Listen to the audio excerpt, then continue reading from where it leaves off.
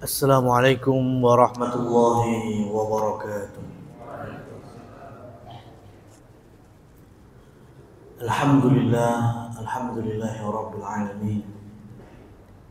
Alhamdulillahilladzi arsala rasulahu bil huda wa dinil haqq liyudhhirahu 'ala ad-dini kullihi wa kafaa billahi shahida. Asyhadu an la ilaha illallah wahdahu la syarika lahu wa asyhadu anna Muhammadan 'abduhu wa rasuluh. Amma ba'd. Kaum muslimin muslimat, para jamaah, rekan-rekan sekalian yang dirahmati oleh Allah Subhanahu wa taala.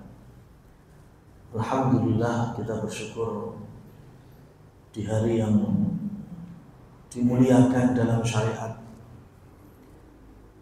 yaitu hari-hari di 10 awal Dzulhijjah. Bahkan tinggal menghitung beberapa puluh jam ke depan, kurang lebih 2 hari, kita akan melangsungkan hari raya bagi kaum muslimin dan muslimat, yaitu Idul Adha maupun hari raya Kurban. Dan sebagaimana kajian kita pada pagi hari ini melanjutkan mengenal Nabi Muhammad SAW, merujuk dari risalah ringkas dari seorang imam dan pembaharu, yaitu Syekh Muhammad At-Tamimi rahimahullah tabaraka wa ta'ala, bahwasanya salah satu poin terpenting dari kehidupan Nabi Muhammad SAW adalah hijrah. Secara syariat, hijrah itu terbagi menjadi 3 jenisnya. Jadi hijrah itu ada 3 jenis. Yang pertama adalah tarkul ma'asi, yaitu meninggalkan maksiat. Itu juga hijrah. Karena secara bahasa hijrah adalah, hajar adalah qati', artinya memutus. Makanya para ulama mendefinisikan hari ini al-hijrah ma hajara manaha anhu Allah Subhanahu wa ta'ala. Jadi kita memutus dan memotong atau meninggalkan apa saja yang Allah Subhanahu wa ta'ala larang. Itu sebutannya hijrah, jenis yang pertama. Jenis yang kedua adalah intiqal min biladil musyrik awil kafir ila biladil muslim wat tauhid. Pindahnya seseorang dari wilayah atau dari negeri yang musyrik atau yang kafir menuju wilayah yang muslim atau masyarakat yang bertauhid. Ya, ini jenis yang kedua, dan ini yang dialami oleh Rasulullah SAW setelah 13 tahun berdakwah di Mekah. Bahkan para sahabat menjadi korban, ada yang sudah meninggal, disiksa nggak kehitung, bahkan juga ada yang terusir. Maka Rasulullah SAW mendapatkan wahyu supaya berpindah dari wilayah Mekah yang saat itu isinya cuma berhala-berhala di sekitar Ka'bah, negeri yang masyarakatnya menyembah Tuhan-Tuhan selain Allah Subhanahu wa ta'ala, supaya nabinya berangkat menuju kota baru, yaitu Yasrib, dikenal dengan Madinah, yang masyarakatnya sudah menerima dakwah Islam. Jadi kalau hari ini kita meniatkan diri pindah ke Madinah karena di situ ada kuburannya Rasul Shallallahu Alaihi Wasallam, boleh atau tidak? Tidak boleh. Ya, kalau alasannya ini. Karena hari ini kita diminta hijrah bukan hijrah dari Indonesia ke Madinah. Seperti Rasulullah SAW dulu hijrah dari Mekah ke Madinah. Tapi catatannya adalah dari negeri kafir menuju negeri kaum muslim. Ya, maka jangan bangga malah ketika Allah limpahkan rezeki kemudian kita punya cita-cita sing rodok neko-neko. Ya. Pengen piknik tamasya ke luar negeri tapi yang dituju adalah negeri kafir. Ya, pada Rasul sallallahu alaihi wasallam menyebutkan man tajamma'a, dalam riwayat man sakana ma'hum wa kana misluhu. Ya, ini ancaman bagi siapa saja dari muslimin dan muslimat yang tidak ada uzur tertentu yang diterima oleh syariat kemudian bersenang-senang ke negeri kafir. Ya, karena saya sendiri pernah nyebar angket ke anak-anak muda, Mas. Anak-anak muda kaum muslimin di kajian itu. Tujuan utama saya nyebar angket itu sebetulnya mengajak umroh usia muda itu. Ya, under 20 tahun itu. Maka salah satu pertanyaan di angket itu, kalau kalian hari ini dapat tiket gratis ke luar negeri, negeri mana yang akan kalian tuju?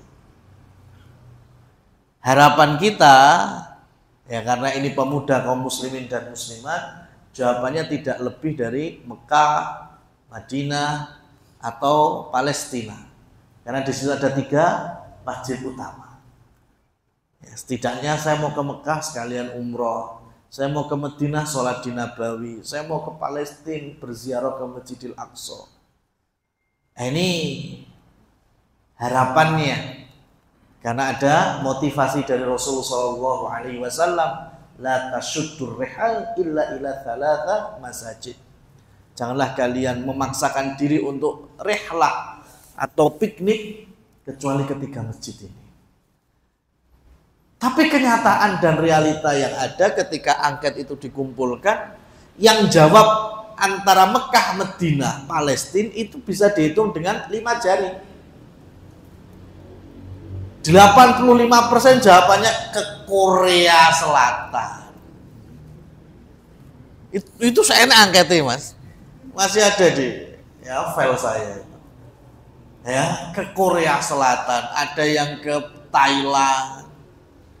Ya, Masya Allah, ini generasi muslimin muslimat. Pada Rasulullah SAW, barang siapa yang tinggal atau berkumpul atau berlingkungan, ya, man sakana atau man tajamma'a ma'ahum, bersama mereka orang-orang kafir, kana misluhu, maka dia seperti orang-orang kafir tersebut. Nggak enak. Orang kalau imannya benar itu tinggal di negeri kafir harusnya pindah. Jumatan susah, azan nggak ada, hari raya nggak bisa syiar, makanan halal susah. Apa yang kemudian dinikmati dari hidup ini?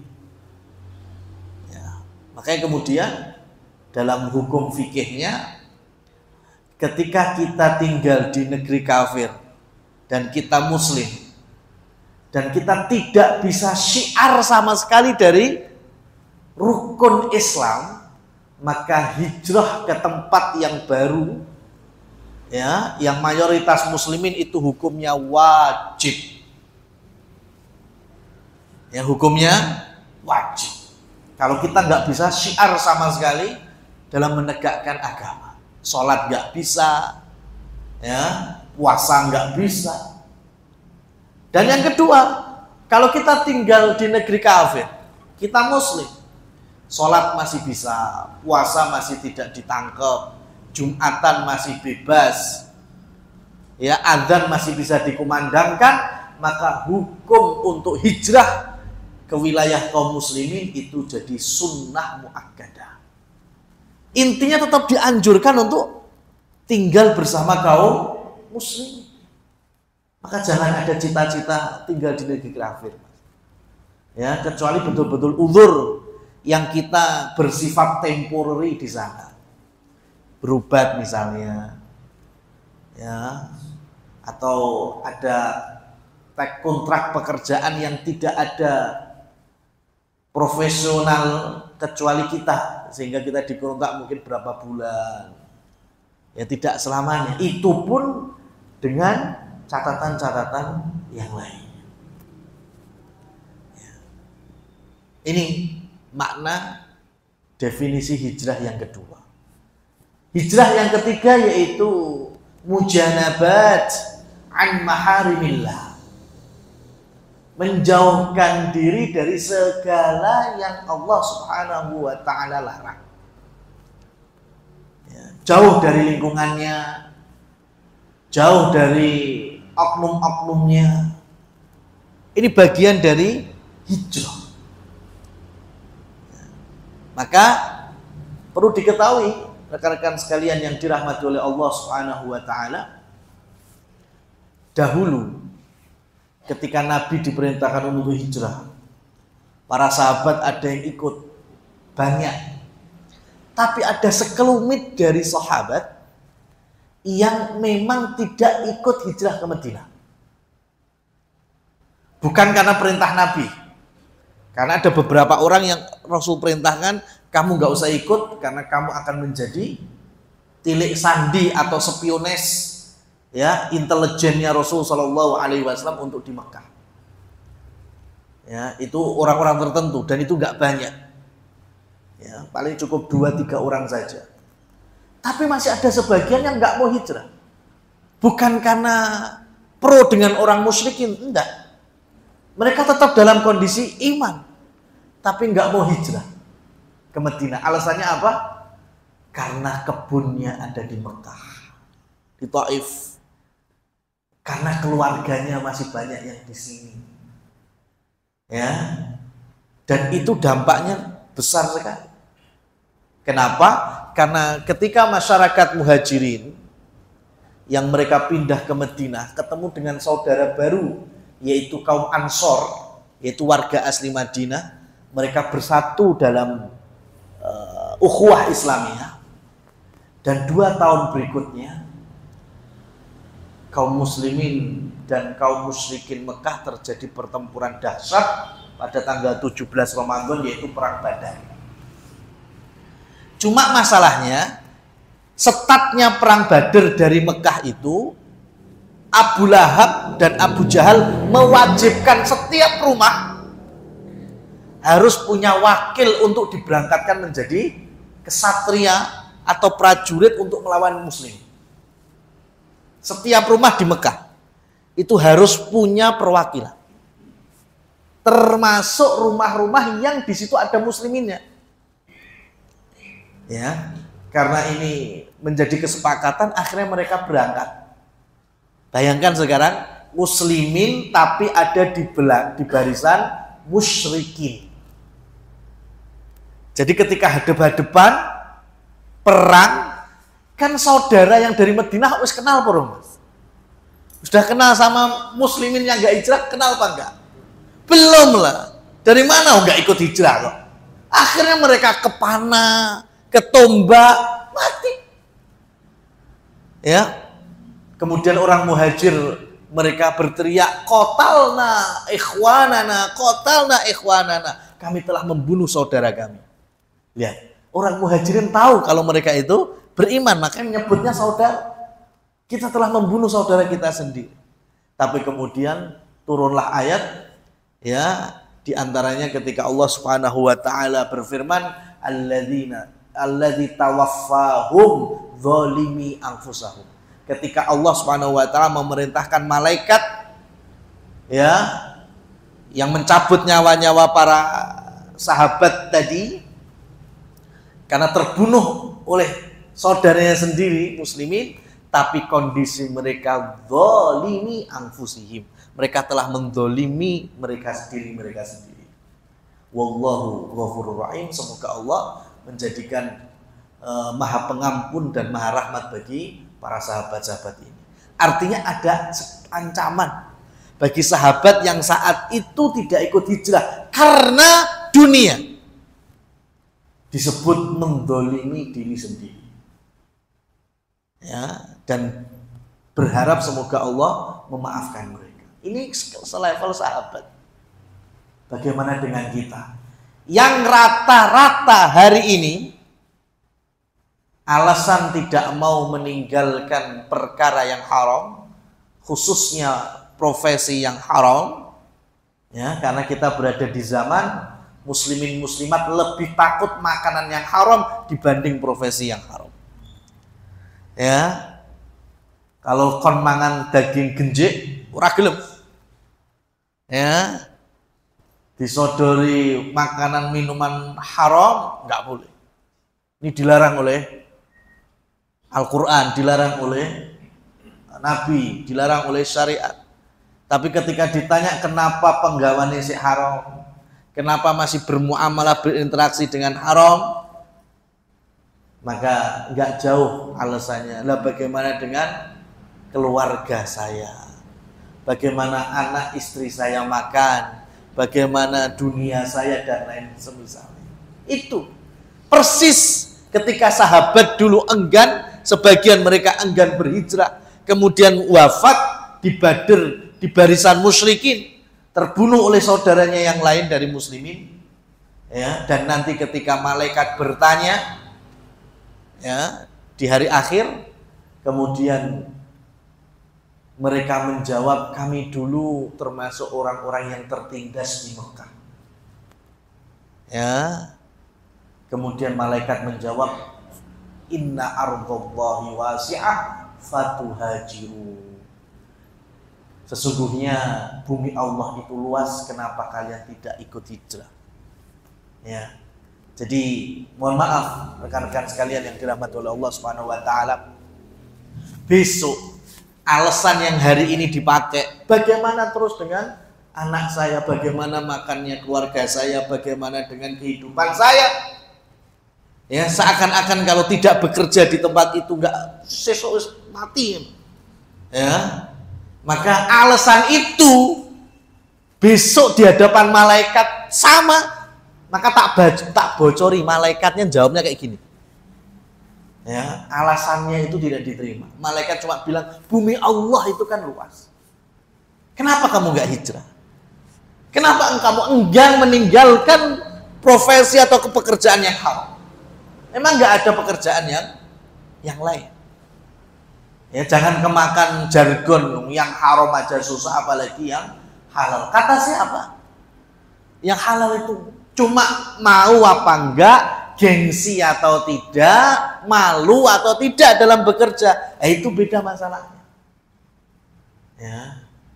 Makanya saya itu kalau lagi suntuk itu biasanya kalau buka YouTube itu YouTube yang pokoknya pedagang-pedagang atau jualan-jualan kayak gitu. Makanya kalau nyekrol di YouTube saya atau sosmed saya itu keluarnya ya pokoknya masalah bakulan-bakulan gitu Mas. Termasuk akhirnya muncullah sering sekali itu pedagang frindapan. Ya, itu salah satu scroll YouTube saya gitu. Pedagang-pedagang India. Ya, ini bayangno Mas. Neng India sampai enek wong bakul gini loh. Gedang, pisang sama bakulit dioncei, kemudian ditadai kertas bekas koran, bekas opo, nggak genah juga itu, ya. Kemudian gedangnya diselehne, dirisi, sret, enek sing tuku nyoh, bayangno Mas, kui semales apa warga India tuku gedang model kaya ngono, coba bayang. Kita ini tuh gedang tuh, ya Allah jupuk oncai dewe emplok ya apa enggak? Ini bukti kalau rezeki Allah itu maha luas. Allah itu maha rezekinya luas. Bayangkan sampai enek wong mergawe kaya ngono. ngonceki gedang, ditadai kertas, dirisi dadi papat, enek sing tuku. Ya, sekarang coba bayangkan. Daripada bekerja yang haram, ini jelas halalnya. Jual beli, ya. Lek dipikir kok yo ono sing tuku lho. Babakan kur gedang dirisi ngono. Ya, tapi ini motivasi. Ya, supaya kita ini tidak termakan godaan iblis, nyaman di pekerjaan yang haram. Ya. Dan memang susah meluruskan orang yang sudah terlalu jauh makan dari profesi yang haram, itu memang susah. Kenapa? Karena hatinya sudah mengeras. Rasulullah SAW man nabata min suhtin fannaru aulalahu. Siapa yang dia makannya halal, mungkin makannya ya sego goreng, bakmi, mie instan, ya tempe bacem, makanan-makanan halal, mubah semuanya. Tapi ternyata berangkat dari yang haram, maka daging yang tumbuh di tubuhnya adalah haram, maka neraka yang lebih pantas baginya. Sehingga daging yang terbuat dari haram itu yang bikin keras hati. Jadi lek dilurusnya ya wangel. Ya karena sudah keras hati. Dari mana sebab kerasnya? Karena dari haram-haram yang dia makan setiap harinya. Fana'udzubillahi min dzalik. Maka dalam risalah Usulus Salasa disebutkan la tanqati'ul hijratu hatta tanqati at-taubah wala tanqati at-taubatu hatta tatlu asy-syamsu min maghribiha. Tidak ada terputusnya hijrah ya sampai sebagaimana tidak ada terputusnya taubat. Jadi kalau hari ini pengen bertaubat, monggo silahkan.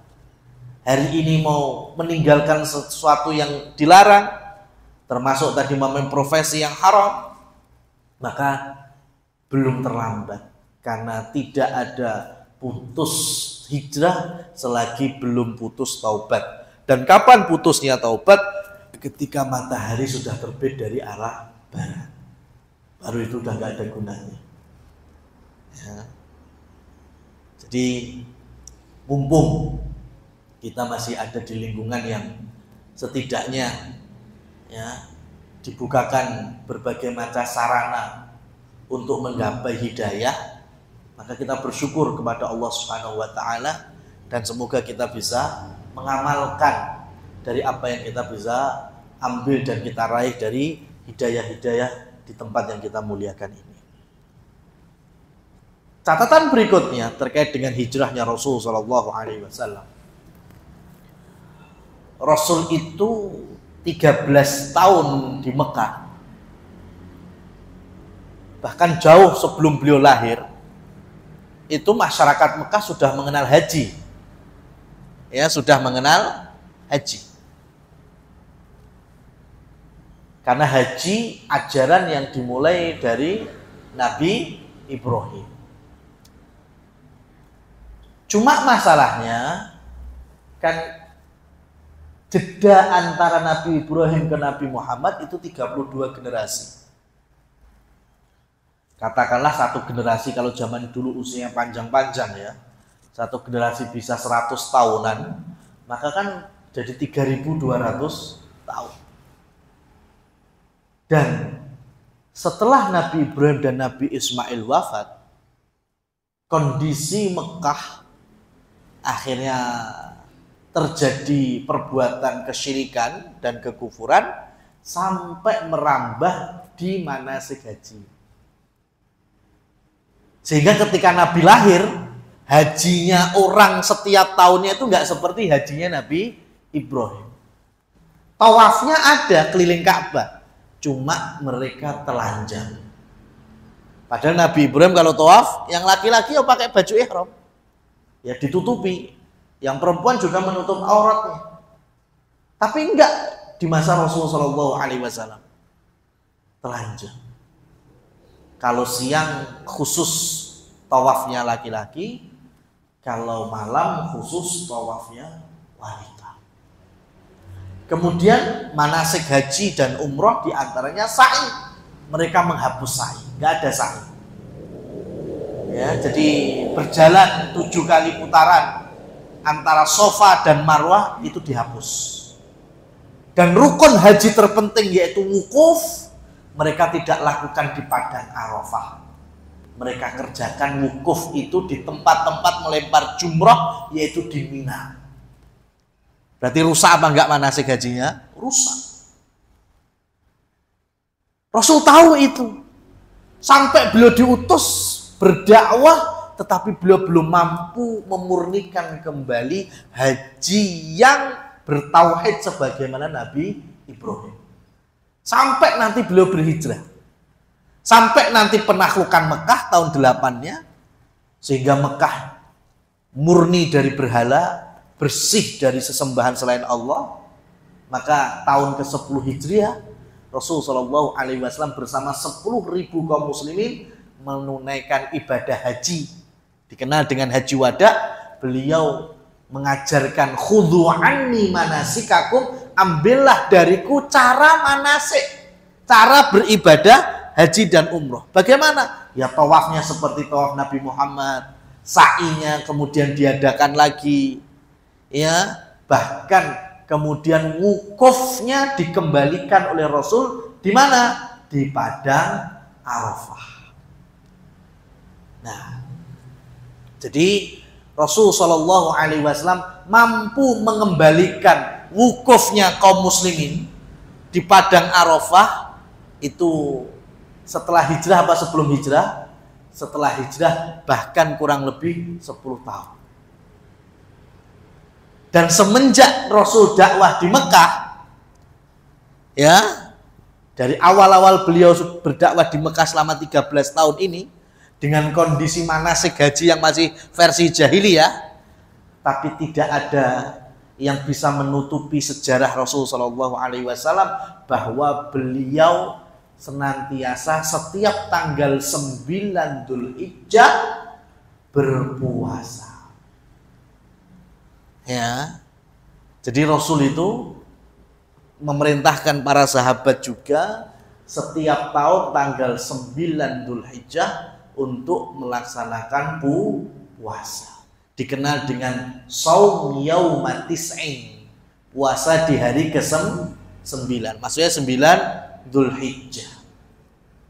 Itu Rasul jalankan itu. Ya, sampai beliau hijrah ke Madinah tahun pertama, kedua, ketiga, itu masih beliau jalankan. Dan ketika Haji Wada, ya, Rasul wukuf di Padang Arafah, dan itu bertepatan pada tanggal 9 Dzulhijjah, maka kemudian Rasul Shallallahu Alaihi Wasallam dan jamaah haji tidak usah puasa saat itu, tapi beliau memotivasi kaum muslimin supaya berpuasa, yang karena berkaitan dengan wukufnya para jamaah haji di Arafah, maka kemudian puasa tanggal 9 Dzulhijjah dikasih nama Shaumu Arafah, ya, dengan fungsi dan manfaat besar, yukaffiru sanatal madiyah wal baqiyah. Dengan kita puasa sehari, maka dosa tahun lalu dan 1 tahun yang akan datang itu akan Allah hapuskan. Berarti puasa 1 hari mampu menghapus dosa kita 2 tahun, setahun yang lalu dan 1 tahun yang berjalan sampai selesai tahun ini. Pertanyaannya dari penjelasan saya tadi, mana yang lebih dulu Rasul Shallallahu Alaihi Wasallam puasa di setiap tanggal 9 Dzulhijjahnya, atau berhasilnya Rasul mengembalikan jamaah haji wukuf di Arafah? Mana yang lebih dulu? Puasa pada tanggal 9 Dzulhijjah. Ya, oleh karena itu rekan-rekan yang dirahmati Allah Subhanahu wa taala, dari penjelasan sirah Nabi Muhammad dan kita berusaha mengenal beliau, ya, bahwa puasa Arafah itu dari dulu Rasul mengajarkan tanggal 9 Dzulhijjah, bukan berkaitan dengan para jamaah haji wukuf di Arafah. Ya, karena kan masih ada sebagian yang puasa Arafah, jenenge puasa Arafah, berarti ngepasi jamaah haji wukuf. Makanya yang di sana wukuf, yang nggak haji dan wukuf berarti berpuasa. Tapi kenyataan sejarahnya nggak gitu. Nabi itu puasanya tanggal 9, bukan karena wukuf jamaah haji di Arafah. Karena tanggal 9 maka dikembalikan ya kepada pemerintah yang sah di suatu wilayah kaum muslimin. Ya, kalau memang ru'yat hilalnya atau hitungan kalender hijriyahnya berbeda dengan Saudi, nggak masalah. Ya, karena setiap negara pasti punya tanggal 9. Meskipun yang punya padang Arafah hanya Saudi Arabia. Ya, coba sekarang kalau wukuf harus, puasa Arafah harus sesuai dengan jamaah haji yang wukuf di Arafah. Saya cuma bayang nih zaman Umar, Utsman itu loh. Ya, jangan Nabi ya. Zaman Umar, Utsman, Ali bin Abi Thalib mereka memimpin. Itu kan wilayahnya sudah sampai Maroko, ya Afrika Pencit itu ya, bahkan nanti sudah masuk Andalusia, Eropa sudah. Yang di Maroko saja berita kalau Mekah atau Madinah ada apa sampai sana itu 2 pekan. Umpamanya hari ini wukuf itu sampai Maroko sampai 2 minggu itu. Baru tahu. Hari ini kita mudah. Pokoknya ya puasa Arafah ya karena jamaah wukuf. Ya, kita tahu kenapa? Ya karena ada gadget kan. Ya, kita tahu hari ini jamaah haji wukuf. Lah bagaimana dulu? Belum ada secepat ini kecanggihan media dan teknologi. Dan hukum itu tidak disesuaikan dengan teknologi. Ya. Jadi seperti itu. Ya. Jadi kalau tanggal 9 Dzulhijjah dan pemerintah kaum muslimin ya di sini yaitu Kementerian Agama kita menetapkan bahwa 10 Dzulhijjahnya hari Kamis, berarti 9 Dzulhijjahnya adalah besok hari Rabu. Ya. Dan kalau kita lebih dalam lagi menyelami wukuf puasa Arafah sesuai dengan wukuf, tetapi juga ada sebagian yang meyakini berhari raya itu bersama pemerintah, mesti rusak fikih. Pasti rusak fikih. Ya. Kalau puasa Arafah ngepasi orang wukuf di Arafah berarti hari ini berpuasa. Ya, meskipun belum ya, karena kaum muslimin kan berangkat duha. Saiki Saudi sik jam piro ya? 7:30, 7:30, 7:30, 7:30, 7:30. Ya, baru ya subuh we urung. Ya, berarti kan baru nanti waktu duha mereka akan berangkat ke Arafah. Ya. Bayangno lho, Mas. Yang wukuf we urung budal sampean poso. Ya kan? Yang wukuf urung budal katanya puasa karena mereka wukuf. Nah wukuf wis engko berarti. Jam piro berarti nek mamane duhane jam 7:30, jam 8 wae versi Saudi berarti 8, 9, 10, 11, 12. Duhur kowe niatmu lagi poso piye? Ra matuk neh to, rusak kali iki. Ya kan? Poso bedut ini ya. Lah terus kemudian kalau hari Selasa wukufnya kita puasa Arafah. Kemudian berhari raya bersama pemerintah. Pemerintah hari Kamis. Hari Rebune mbok ndi apa, Mas? Ya. Kaya meh ujian wae nek hari tenang. Ya kan? Hari tenang. Ya. Makanya bakal rusak fikihnya. Ya. Masih mending kalau keyakinannya, oke, saya puasa ngikuti wukuf di Arafah dan saya berhari raya sesuai dengan hilalnya atau isbatnya Saudi. Nah, itu saya mending. Ya. Jadi Selasa puasa Arafah, Rebu Lebaran. Ya. Kemudian narasinya untuk persatuan. toleransi. Nggak apa-apa kita berhari raya Rabu, ya, tapi nyembelihnya Kemis, ya. Narasinya untuk toleransi, karena ada sebagian kaum muslimin yang 1/7 ikut kurban sapi, itu nggak semuanya ikut salah satu ormas. Jadi ada yang melu Kemis, sehingga sholatnya enek sing Rebo tapi nyembelih Kemis. Ini juga merusak fikih. Kenapa? Karena nyembelih itu paling afdol kapan? Habis sholat Id. Meskipun dibolehkan sampai selesai hari tasyrik, tapi penyembelihan terafdal kapan? Habis diadakan, ya, khotib turun dari khutbah Id, itu disembelih hewannya. Itu paling afdal. Ya, makanya ibadah di atas persatuan kaum muslimin. Persatuan yang saya maksud bukan persatuan ormas, bukan persatuan partai, tapi persatuan karena kita sama-sama rakyat satu negeri kaum muslimin, yaitu Indonesia, itu bakal lebih syiar lagi, lebih bawa maslahat lagi. Jelas ya, jelas, karena tidak ada silang pendapat dalam hal ini terkait dengan membawa maslahat yang besar ketika kita berhari raya, berlebaran dan kurban bersama pemerintah kaum muslimin. Ya. Wallahu a'lam bissawab. Secara materi, secara waktu saya cukupkan di sini, ya, dan semoga nggak ada pertanyaan, ya, karena hari ini mohon maaf saya ada keperluan mendesak sehingga saya cukupkan kurang lebih 40 menit dari materi yang kami sampaikan. Wallahu a'lam bissawab. Kami kembalikan waktu dan tempat ke moderator. Alhamdulillah, yang tadi materi